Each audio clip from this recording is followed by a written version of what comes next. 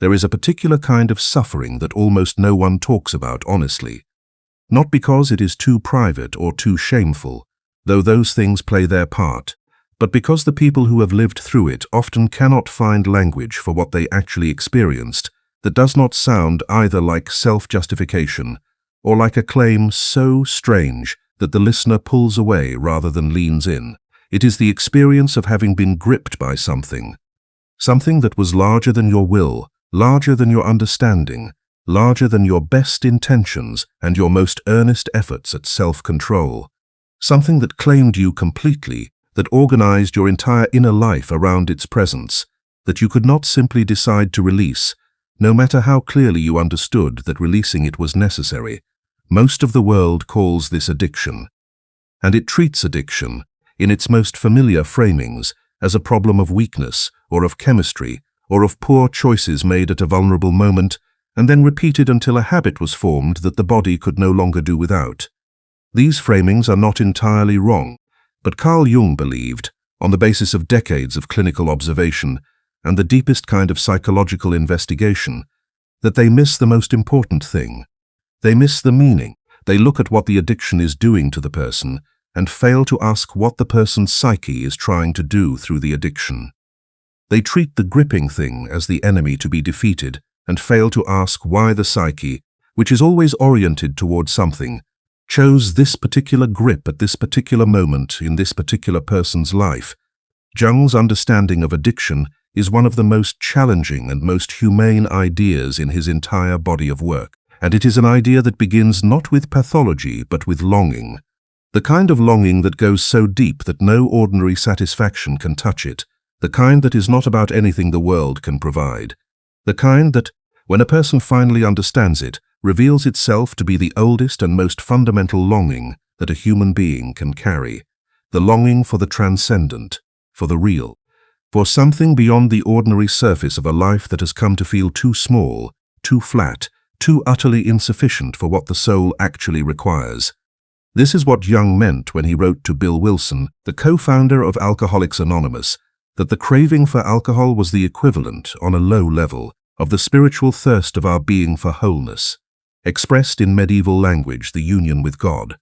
This was not a metaphor. It was a clinical observation from the most serious depth psychological work of Jung's career, and it points towards something that this video will explore with the full seriousness it deserves. Number 1. Addiction as misdirected transcendence. The first thing that needs to be understood about Jung's approach to addiction is what he believed the addictive pull is actually reaching for. Because it is reaching for something. The psyche, in Jung's understanding, is never simply destructive, it is always purposive. Even its most apparently self-destructive movements are oriented, however mistakenly, towards something that the person genuinely needs. And what the person whose life has been organized around an addiction genuinely needs, at the deepest level, is almost never what the object of the addiction actually provides. Jung observed that the people who came to him with severe addiction often shared a particular psychological profile that had nothing to do with weakness or moral failure. They were frequently people of unusual depth and unusual sensitivity, people whose inner life was genuinely more active, more complex, more hungry for something real than the ordinary social world was equipped to satisfy. People who had arrived at the addictive substance or behavior, not because they were drawn to destruction, but because they had found, in the altered state it produced, the first genuine relief they had ever experienced from a particular form of suffering that they had no other name for. The suffering is real. This is the first thing that needs to be honored. The person who reaches for alcohol or another substance or a compulsive behavior that hijacks the entire organizing structure of their daily life is reaching for it, because something hurts in a way that nothing else has reached. Not the ordinary hurt of difficulty or disappointment, though those may also be present, but a deeper, more constitutional hurt, a sense of being fundamentally ill-fitted to the ordinary world, of experiencing a dimension of reality that the people around them do not seem to experience with the same intensity, of carrying something inside that has no adequate form of expression, and that without some relief, builds to a pressure that becomes unbearable. In the language of depth psychology, this is the experience of the numinous, the encounter with the archetypal dimensions of the psyche, those layers of the unconscious that are not merely personal, but that connect to the vast reservoir of collective human experience, and that carry an intensity of charge that the ordinary ego cannot simply manage or metabolize without help. The person who has this experience, without the framework to understand it, without the community, or the tradition, or the inner development to hold it, reaches for whatever provides the closest available approximation of the relief it requires. And very often, the substance or the behavior that provides that approximation also destroys, over time, the very capacity it was trying to relieve. Jung wrote that the gods have become diseases. What he meant was that the great forces which, in an earlier and more religiously integrated era of human experience, found their expression in ritual and myth and the communal engagement with the sacred, have in the modern world been stripped of their containers. They have not disappeared. They cannot disappear because they are not cultural inventions but archetypal realities woven into the structure of the human psyche. What has disappeared is the adequate form of their expression, and when a force of that magnitude has no adequate form of expression, it finds an inadequate one. It becomes a symptom, a compulsion, an addiction. Number 2, the chosen ones and why the title is not hyperbole. The title of this video uses language that may seem dramatic, that may seem to be overstating something for effect, but it is not dramatic. It is, if anything, an understatement of something that Jung observed with great consistency, and that anyone who has worked seriously with people in the grip of severe addiction will recognize immediately. The people who are most susceptible to addiction, in Jung's clinical observation, are not the weakest people. They are often among the most sensitive, the most psychologically alive, the most genuinely oriented towards something real and significant, in a world that very frequently does not know what to do with that orientation. They are people whose inner life has a quality of intensity and demand that exceeds what the ordinary social world is organized to meet. People who have arrived at a point of such genuine existential hunger that the ordinary satisfactions available to them, the career, the social belonging, the comfortable routine of a life that functions by conventional standards, have become genuinely insufficient in a way they can feel with their entire being, but cannot always articulate. This is why Jung used the language of spiritual thirst, not to romanticize addiction or to excuse the genuine destruction it causes, but to point at the reality that what is being sought, however incorrectly and however catastrophically, is something genuine, something real, something that the soul requires and that the ordinary world has consistently failed to provide. In many spiritual and religious traditions, there is the concept of a particular calling, a particular quality of sensitivity and intensity and hunger for the real that marks certain individuals as chosen, not in the sense of superior or protected from suffering, but in the sense of summoned, called by something larger than the ordinary ego's agenda, required to find a form of engagement with life that goes deeper than the conventional, because the conventional is genuinely, constitutionally, irreversibly insufficient for what they are. Jung believed that the person in the grip of addiction is very often this kind of person, and he believed that the addiction is, among other things, the psyche's distorted attempt to respond to that calling without the necessary psychological development and the necessary spiritual framework to respond to it in a way that serves rather than destroys. The call is real. The hunger is real. What is missing is the developed capacity to meet what is genuinely being called toward, which is not the substance or the behavior, but the transcendent, the genuinely larger, the encounter with the depths of one's own being and the larger reality those depths connect to. Number 3, what the addictive state is actually giving. One of the most important and most misunderstood aspects of addiction, from a Jungian perspective, is what the altered state actually provides that the ordinary state does not. Because it does provide something. Something that, for the person in the grip of the addiction, is not merely pleasurable but genuinely valuable, genuinely necessary, genuinely the thing that without it, their ordinary existence felt too unbearable to sustain. Jung identified several dimensions of what the addictive state provides. The first and most fundamental is the temporary dissolution of the boundary between the ego and the deeper layers of the psyche. In the altered state produced by alcohol or other substances, The ego, that carefully constructed and carefully maintained structure of conscious identity and social presentation, temporarily loosens its grip. The defenses relax. The ordinary management of experience, the constant monitoring of how one is perceived, the relentless effort to perform the acceptable version of oneself for the world's benefit temporarily falls away. And in the space that opens, the person experiences something that feels, even in its distorted and ultimately unsustainable form, more real than the ordinary managed state, more alive, more themselves. The second dimension is the temporary relief from the particular suffering that Jung identified as the hallmark of the person susceptible to addiction, the suffering of being too large for the container that life has provided, of carrying a depth of experience and a quality of inner life that has no adequate form of expression in the ordinary world. In the altered state, this suffering is temporarily suspended.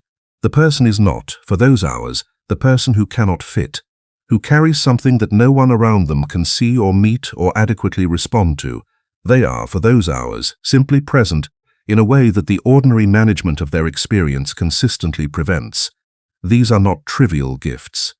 They are, in fact, the gifts that every genuine spiritual practice has sought to provide through very different means: the dissolution of the ego's grip, the relief from the ordinary management of experience, the expansion into something larger than the constructed social self. Every meditative tradition, every ritual practice, every genuine religious experience that has ever produced lasting transformation in a human being has done so by providing these gifts in a form that the psyche can integrate, rather than in a form that gradually destroys the capacity to integrate anything. This is what Jung was pointing at when he identified the thirst behind the addiction as, at its deepest level, a spiritual thirst.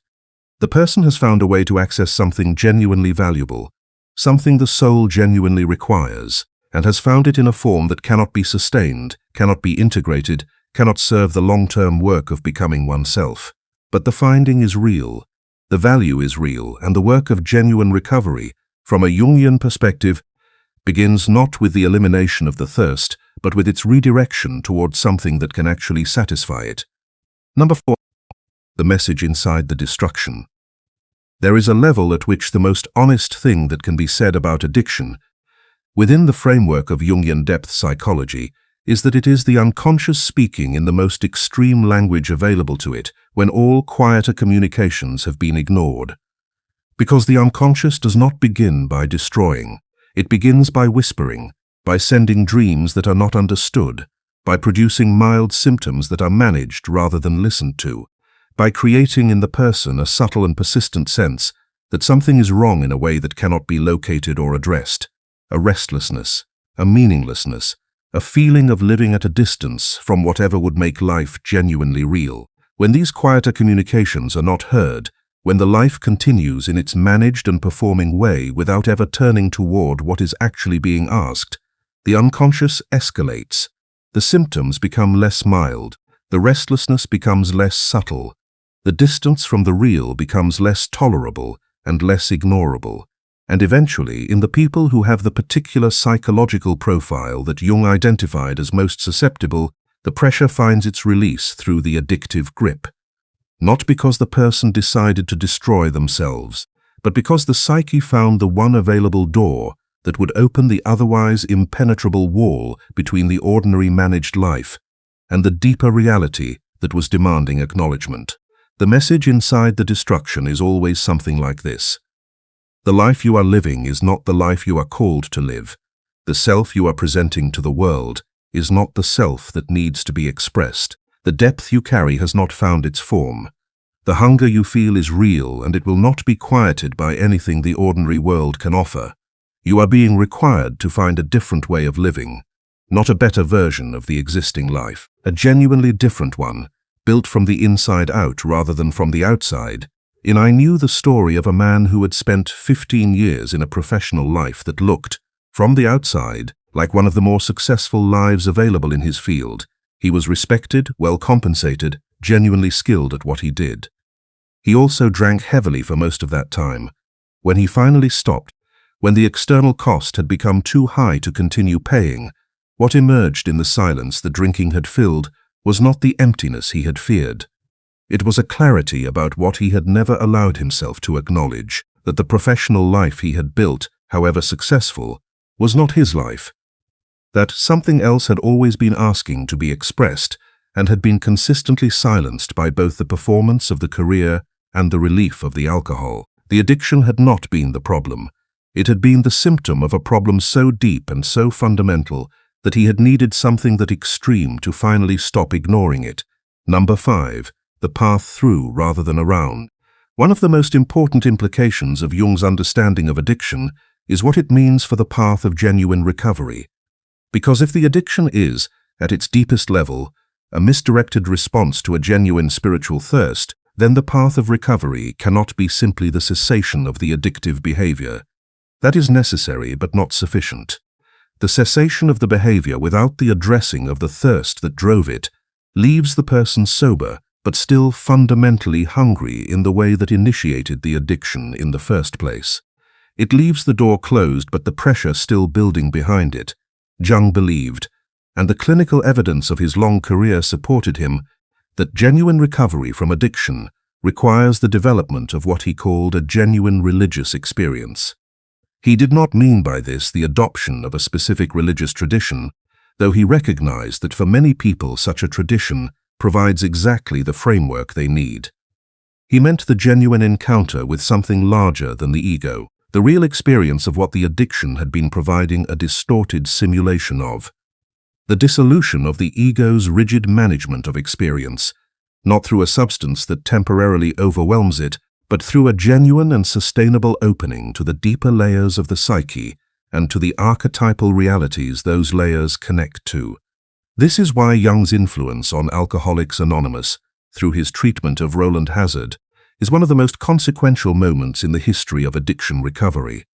Jung told Hazard that his condition was, medically and psychologically, hopeless, that no professional intervention available at the time could produce the change that his survival required, and that the only thing that could produce it was what Jung called a genuine conversion experience. The encounter, real and felt and integrated into the structure of a life, with something genuinely larger than the ordinary ego. The 12 steps that Wilson developed after hearing Jung's assessment through Hazard are, from a Jungian perspective, a structured path toward exactly this encounter. The admission of powerlessness is the dissolution of the ego's claim to manage alone. The turning over to a higher power is the opening to what is larger. The inventory and the amends are the shadow work, the facing of what was denied and projected. The continued practice is the daily discipline of maintaining the relationship with what is larger rather than returning to the management of the ordinary ego. The path through rather than around means the willingness to actually encounter what the addiction was pointing toward. Not just to stop the behavior, but to take seriously the hunger it was expressing. To ask genuinely and without defensiveness, what is the dimension of life that has not yet been lived? What is the form of engagement with something real that the soul has been requiring and that no ordinary satisfaction has been able to provide? And then to begin, however imperfectly and however slowly, to move toward it. Number 6, when God speaks in the language of extremity. There is a reason the title of this video uses the language it does. Not to be provocative, not to make a theological claim that everyone must accept, but to point at something that Jung observed, and that people who have genuinely passed through the experience of severe addiction and genuine recovery often recognize immediately when it is named. The experience of having been broken open by something that exceeded their management of their own life, of having been brought, through the extremity of the experience, to a quality of honesty and a quality of humility and a quality of genuine searching that nothing less extreme would have produced. This is what is meant by the chosen ones in the title. Not that the people who experience addiction are superior, not that their suffering is a mark of special favor in any comfortable or comfortable-sounding sense, but that very often, the people who are brought to their knees by addiction are people who are so committed to managing their lives, so invested in the performance of adequacy and the maintenance of control, so defended against the very encounter with the larger reality that the soul required, that nothing less than the extreme was going to create the necessary opening. The extremity is not the gift. The destruction is not the gift. but in the space the destruction creates. If the person survives it, and if they bring to that space the kind of genuine searching that the experience demands, something becomes possible that was not possible before. A quality of encounter with their own deepest nature. A willingness to ask questions that the managed life never permitted. A readiness to receive answers that the defended ego would have immediately rejected. A genuine, lived, embodied understanding that the ordinary ego cannot manage life alone, and that there is something larger that must be engaged with if the life is to become real. Jung called this the religious function of the psyche. Its inherent, irreducible orientation toward encounter with what is larger than the ego. In the person who reaches this encounter through addiction and recovery, it is not a gentle or a gradual encounter. It is more like the language the mystics used for their encounters with the divine, shattering, overwhelming, requiring the complete reorganization of the self around a new center. But real, more real, very often, than anything the managed life had previously produced. Number 7. What becomes possible on the other side? The person who has passed genuinely through addiction and genuinely through the encounter with what it was pointing toward, not simply stopped the behavior, but actually done the deeper work of meeting what the behavior was reaching for, arrives on the other side with something that is genuinely rare. Not a certificate of recovery, not a story to be told at appropriate moments, but a quality of inner development that the ordinary path of the managed life almost never produces. They have learned, through the hardest possible school, the reality and the power of the unconscious. They know, not intellectually but experientially and in the body, that the ego is not in charge, that there are forces in the psyche larger than the ego's management that will find their expression regardless of the ego's preference, that the only sustainable relationship with these forces is not suppression or management but genuine engagement. The kind of engagement that requires the ego to become not weaker but more honest about its actual size and its actual scope. They have learned the reality of what Jung called the transcendent function, the capacity to hold the tension between opposites without collapsing into either side. They have lived the tension between the destructive and the seeking, between the self that destroys and the self that is genuinely reaching for something real. And in surviving that tension, in refusing to simply collapse into the destruction, or to pretend the seeking was not real, they have built a psychological capacity that is genuinely uncommon. They have learned, in the most direct and most costly possible way, the difference between what the soul actually requires and what the ego produces in its attempts to manage the gap between what is and what is needed. They have paid for this learning at a price that no one would choose, but having paid it, they carry something, a quality of honesty about the depths of the human psyche, a compassion for the suffering that drives compulsion, a recognition of the spiritual hunger behind the apparent moral failure, a capacity to sit with extremity, their own and others, without flinching or retreating behind convenient framings that miss what is actually happening. Jung believed that the person who has genuinely passed through this experience and genuinely integrated what it required of them is among the most valuable contributors to the collective psychological and spiritual life that a community can have, not because they are no longer in need of care or attention, but because what they carry, if it is honestly offered, speaks to something in the human experience that the comfortable and the managed and the never brought to extremity often cannot. They speak from a place that most people have been spared from reaching, and in that speaking, something becomes possible for the listener that was not possible before. If this video touches something in you that you have not been able to name before, whether you are someone who has lived this directly or someone who loves a person living it, leave a word in the comments. One word that names what you recognize, because recognition itself is a form of meeting, and sometimes what has been most isolating about this particular kind of suffering is the sense that no framework, no language, no honest naming of the thing has ever truly captured it. Until perhaps, now, and if you want to continue this work, the work of understanding what the depths of human experience are actually asking for beneath the surface of what they appear to be, stay close to this channel. Not to find easy answers, but to keep asking the questions that genuinely matter, there is something worth adding that goes to the heart of what makes Jung's perspective on addiction so genuinely different from almost every other framework available. Most approaches to addiction, however compassionate and however scientifically grounded, treat the experience primarily as a problem to be solved, as a condition to be treated, as a behavior to be stopped, and a life to be rebuilt as closely as possible to the functional state that existed before the addiction took hold. These approaches are not without value. They produce real results in real lives, and they deserve genuine respect for what they accomplish. But Jung's framework asks a more uncomfortable and ultimately more important question. Not what do we need to fix, but what is this trying to say? Not how do we return the person to the life that preceded the addiction, but what would it mean to take seriously the signal that the preceding life was genuinely, constitutionally insufficient for what the person's soul required? Not how do we stop what is happening, but what would need to be genuinely different for the hunger that drove the addiction to find a form of expression that serves rather than destroys. These are harder questions. They are uncomfortable in ways that the fixing framework never requires anyone to be uncomfortable.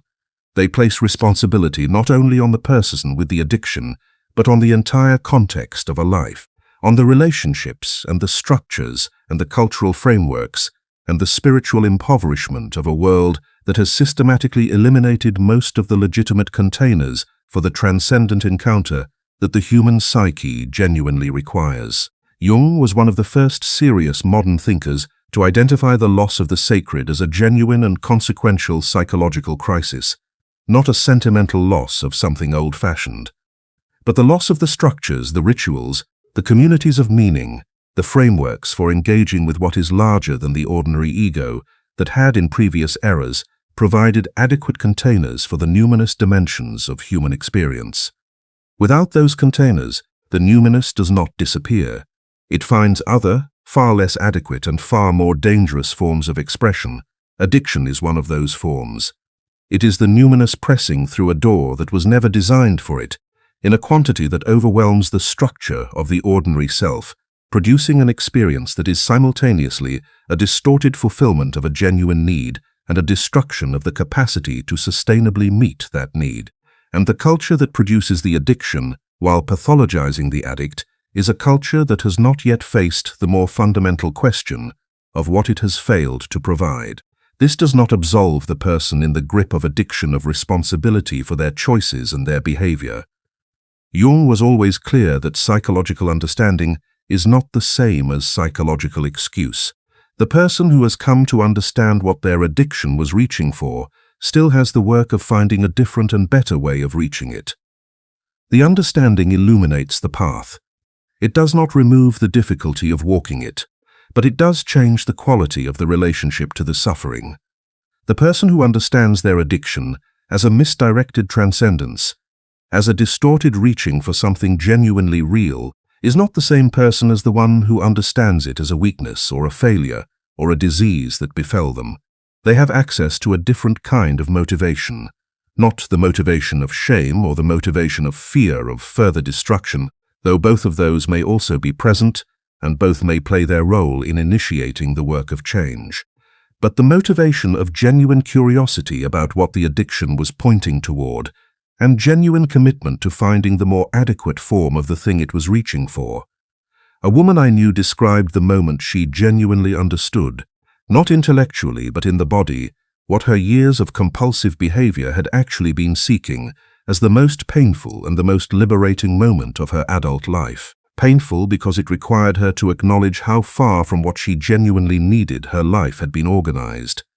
Liberating because, for the first time, the hunger made sense. It was not the hunger of someone broken. It was the hunger of someone who had never yet been given, or given herself, the thing she was actually built for. And in that recognition, the terrible loneliness of being a person with an addiction, the specific loneliness of being someone whose compulsion nobody around them could understand, began very slowly to lift. Not because the work was done, but because the work could finally be named correctly. And naming it correctly was, at last, the beginning of something that deserved to be called real. This is what Jung's framework offers that almost nothing else does. Not the promise of an easy recovery, or the guarantee of a comfortable life on the other side of the addiction, but the dignity of being seen correctly, the recognition that what drove the addiction was not nothing, was not weakness, was not the absence of what matters, but the presence in distorted and destructive form of the most fundamental thing that matters. The hunger for the real, the thirst for the transcendent, the deep and irreducible human need for an encounter with something larger than the ordinary managed self can provide. That need is not a pathology. It is a summons, and the person who has been brought to their knees by the distorted form of the response to that summons, who has survived the destruction and found themselves in the ruins of a life that could no longer be managed in the old way, is a person who has been, in the most difficult and most costly sense of that word, called to find the genuine form of what the addiction was always reaching for, called to build a life that is actually large enough, deep enough, real enough, to satisfy what the soul has always genuinely required, not the life that could be managed from the surface, the life that can only be inhabited from within. That is the gift inside the destruction, if the person is willing to receive it, if the person survives long enough to receive it, and if the world around them is willing to see, past the obvious damage, what was always there, underneath the addiction, from the very beginning. A person genuinely called to something real. A person whose suffering was always, even at its worst, the shadow of a genuine and irreducible hunger for what life, at its deepest and most necessary level, actually is. It is important, before we close, to say something about what this understanding requires of the people who love someone living in addiction. Because the Jungian framework changes not only the relationship of the addicted person to their own suffering, but the relationship of those around them to what they are witnessing, the conventional response to a loved one in addiction is organized around the fixing impulse. The desire to stop the behavior, to restore the functional life, to return things to the state they were in before the addiction became visible and undeniable. This impulse is not wrong. It is loving in its intention, but it is often organized around the wrong understanding of what is actually happening. It treats the addiction as the central problem, rather than as the signal of a deeper one. It focuses on the behavior rather than on the person underneath the behavior. And it very often, in its urgency and its fear, misses the thing that the person in the addiction most needs, which is not to be fixed but to be genuinely seen, to genuinely see a person in addiction, through the lens that Jung's psychology provides, is to see someone who is in genuine suffering of a kind that is not well understood or well accommodated by the ordinary social world. Someone whose inner life has made demands that nothing the ordinary world offered has been adequate to meet. Someone who found in the destructive thing the first and sometimes the only experience of something that felt, however temporarily and however distortedly, like the relief the soul was requiring.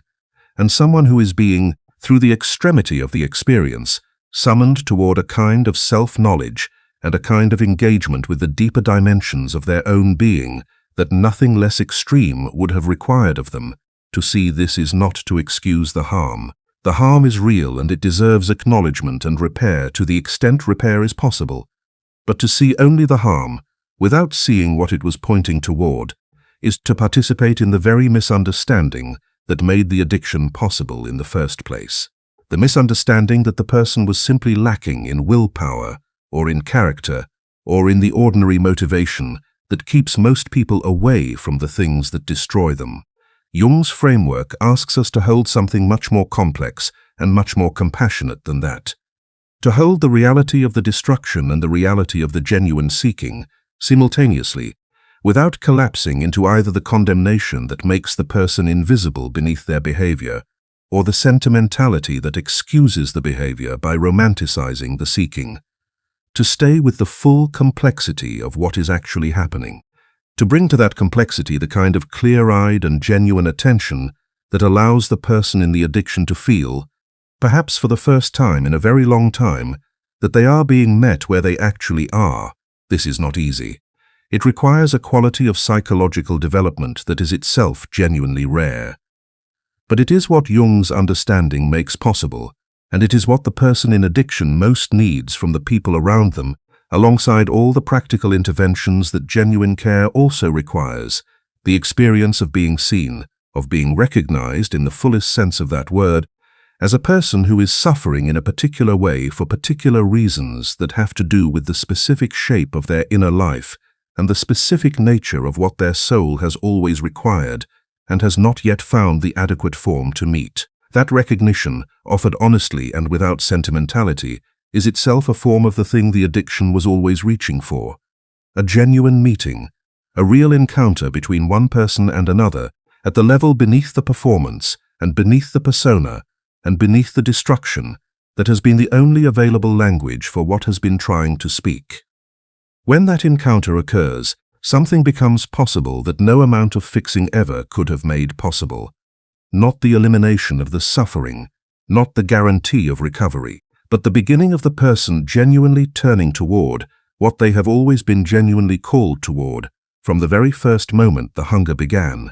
And that beginning, however tentative and however imperfect, is always worth honoring, always worth witnessing, always worth staying present for.